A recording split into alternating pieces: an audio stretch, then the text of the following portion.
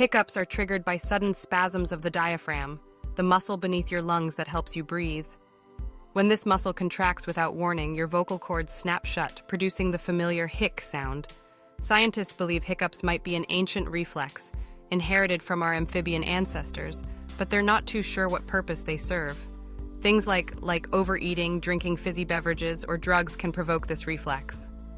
Though most hiccups fade quickly, persistent ones may signal underlying health issues like brain damage and need medical attention. If you develop hiccups after a car accident, see your doctor.